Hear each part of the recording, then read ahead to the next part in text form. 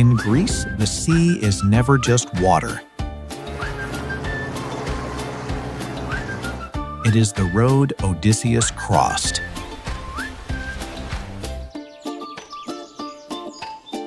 It is the horizon Penelope watched. And it is the thread connecting hundreds of islands to the mainland.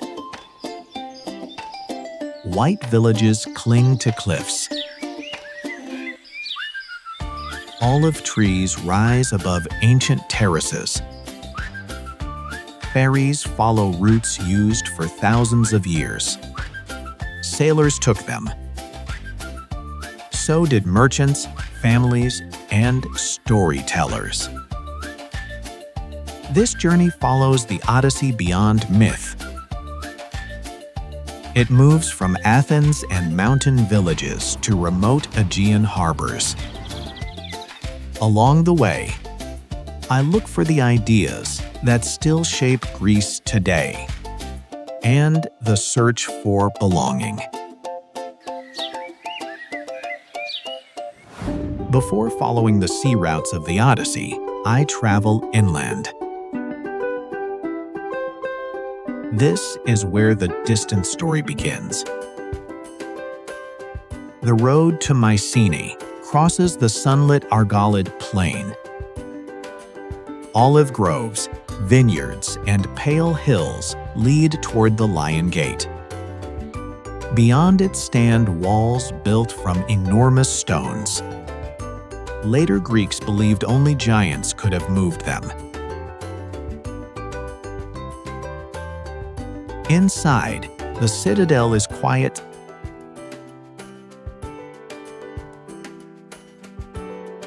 The citadel is quiet. Cicadas echo through roofless palaces, workshops, and storerooms. From the highest point, the land opens toward the mountains and the sea. Below, village life continues. Coffee is served beneath shaded terraces.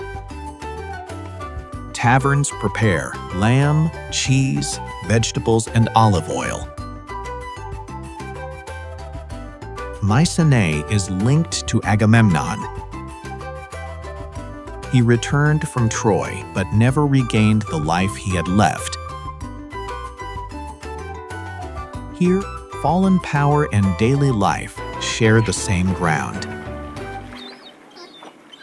From Mycenae, the road turns west toward Pylos. Here, history meets the sea. Navarino Bay lies calm beneath green hills. Fishing boats return at dawn.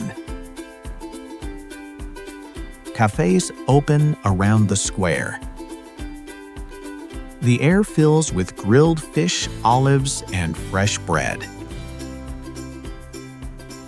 A few kilometers inland stand the remains of Nestor's palace. Only the foundations survive. But Linear B tablets preserve a busy world. Officials worked here. So did craftsmen, farmers, and storekeepers.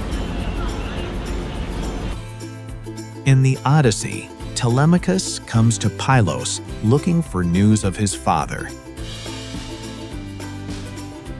Nestor welcomes him before asking his name.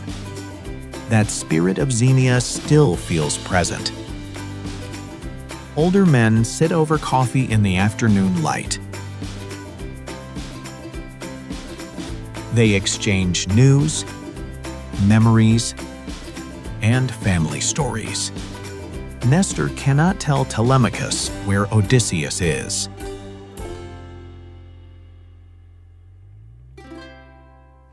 I arrive in Sparta beneath the ridges of Mount Taygetus. Morning light spreads across the Eurotas Valley. Olive trees line the road. Scooters pass bakeries and apartment blocks. Warm bread drifts through streets quieter than the name Sparta suggests. The ancient city is scattered and fragile. Broken columns lie beneath the cicadas. There are no great walls. Only fragments remain of a society remembered for war. Modern Sparta feels fuller. Families gather in the square. Farmers sell oranges and olive oil. At a taverna, bread, cheese, and slow-cooked meat arrive before I understand my order. In the Odyssey, Telemachus comes here seeking news of his father. Menelaus and Helen cannot guide him home, but they remember Odysseus. Here, memory survives beyond ruins. It lives in photographs, recipes, names, and stories.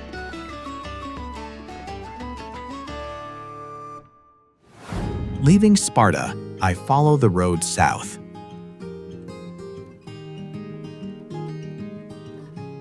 The mountains narrow into cliffs, coves, and open sea.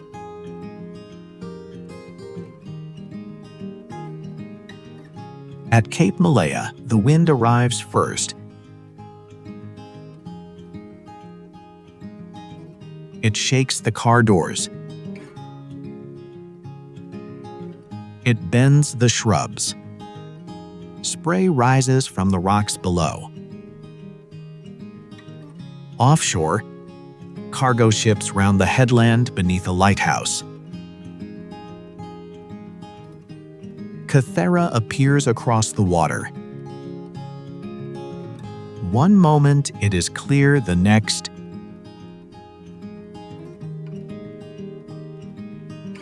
it disappears into mist. Fishermen study the sky before leaving the harbor. Ferry times are posted. But everyone knows the weather decides.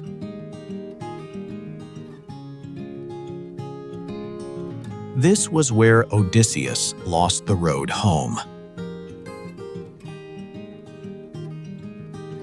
North winds drove his ships beyond Cape Malea and Kythera. A short passage became years of wandering.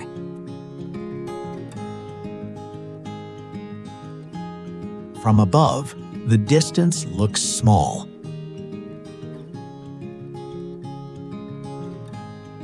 But wind can change a journey in minutes. Here, Greece feels like a conversation between land and weather. I arrive in Crete by ferry just after sunrise.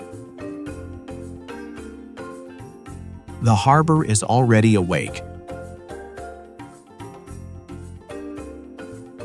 Ropes pull against the quay. Trucks roll ashore. Cafés open beneath old stone walls. Beyond the coast, mountains rise sharply.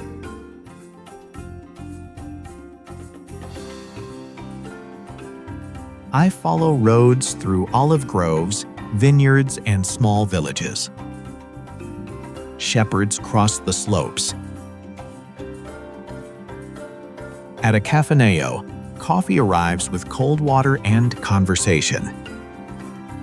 A man tells me he spent decades in Athens.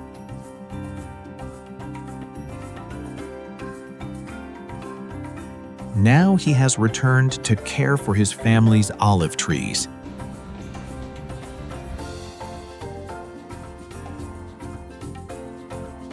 The city shaped his life, but the village explains him.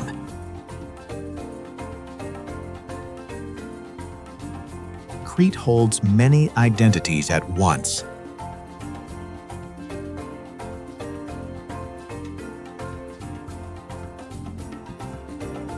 Many lives are divided between where people live and where they belong. Perhaps that is why Odysseus borrowed Crete when he needed another name. At first light in Acheron, an old woman enters a roadside chapel. She lights one candle. Outside, mist hangs above the river. Cold water moves over pale stones. I follow the current upstream.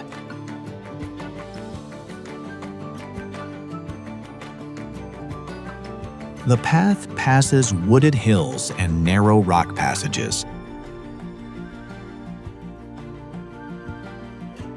Villages appear briefly with stone houses and quiet cafés. Cemeteries are bright with fresh flowers. Here, remembrance belongs to daily life.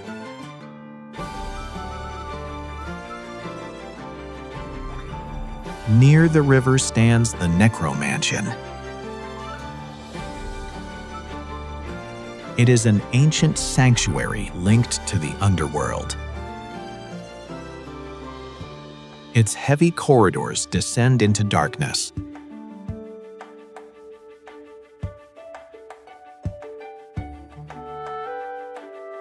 People once came here seeking answers from the dead. I think of Odysseus.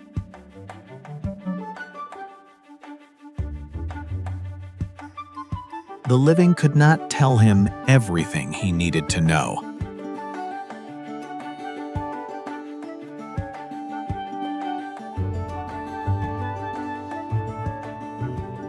Every homecoming carries the memory of those who will not be waiting.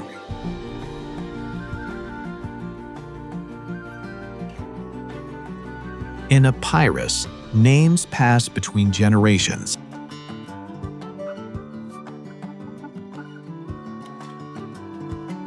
Families still tend distant graves.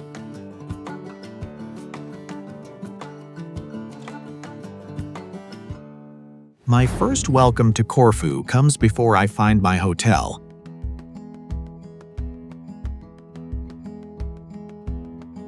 Near the old port, a cafe owner sees my backpack. He points to an empty chair.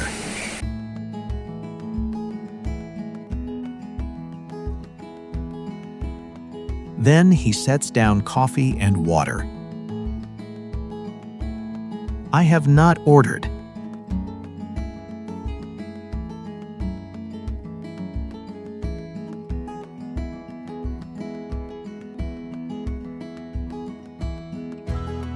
Hospitality arrives first. Corfu town unfolds in layers.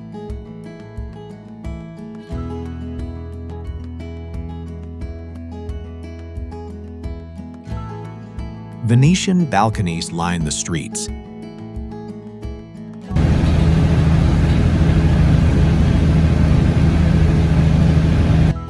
Shaded arcades run beneath ochre walls.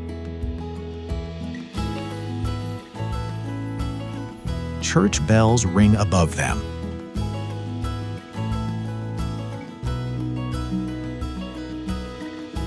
Scooters and voices cross the square.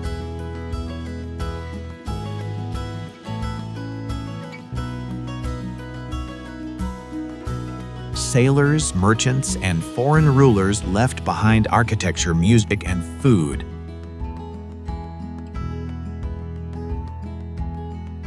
The result feels Greek.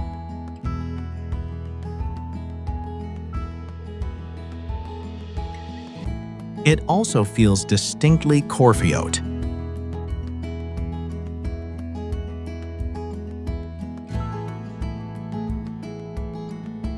At lunch, bread is broken and plates are shared. a simple meal becomes an invitation to stay. Corfu is often linked to Scheria.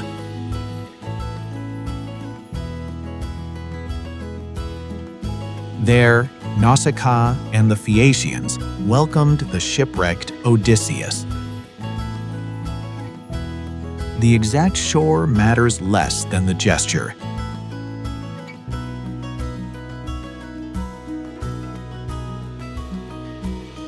A stranger arrived with nothing.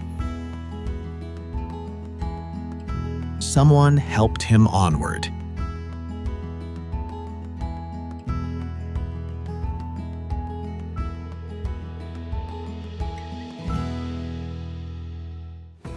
I reach Ithaca at dawn.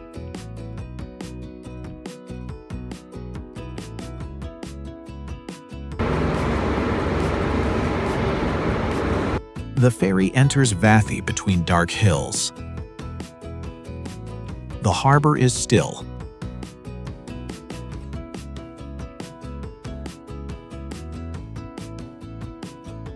Fishing boats pull at their ropes. Café chairs appear outside. People wait on the quay for faces they already know. The island feels smaller and rougher than its legend.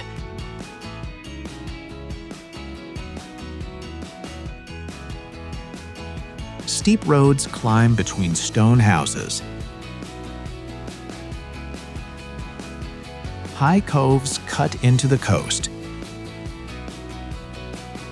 Olive trees grip the dry slopes. Some homes stay closed through winter. They reopen when families return from Athens or abroad. In the Odyssey, Odysseus reaches Ithaca, but does not recognize it.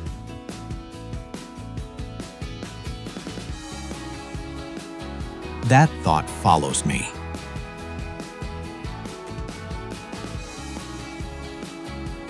A person can return to the right place and still feel lost. Those who stay care for old houses, land, and trees.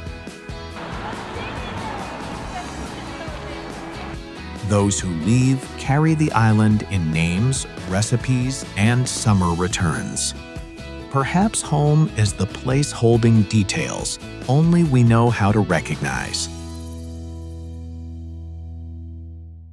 After so many roads, ferries, and islands, the Greece I remember is not a single monument. It is the wind changing a departure at Cape Malea. It is coffee arriving before I order in Corfu. It is an old house in Ithaca opening after months of silence.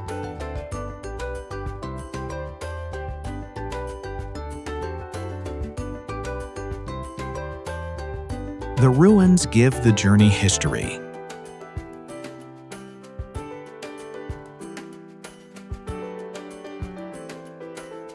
The smaller encounters give it meaning.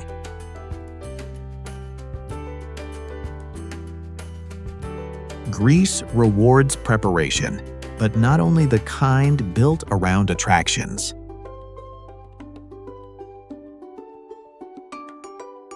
It helps to understand the islands, ferry delays, and history.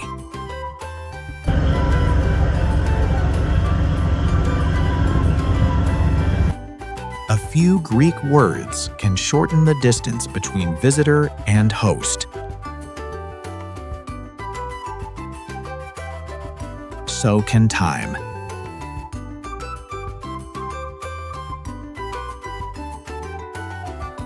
There is time to sit.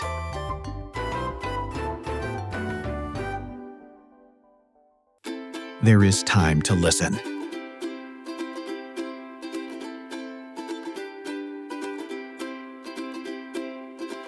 There is time to let a meal last longer than expected. Not every tradition is performed for travelers. Not every place should be rushed.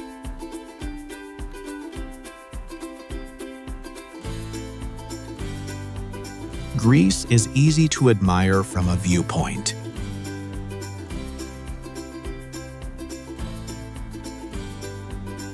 It is better understood at ground level.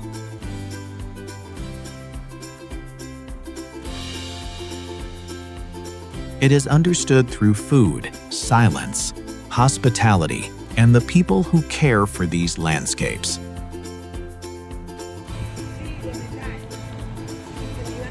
By evening, the last ferry enters Ithaca beneath a fading sky.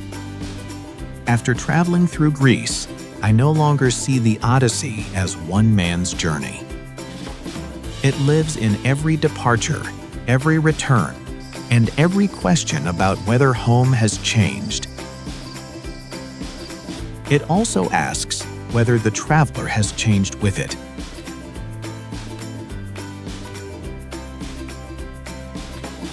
Odysseus reached Ithaca before he was truly home. He still had to be recognized.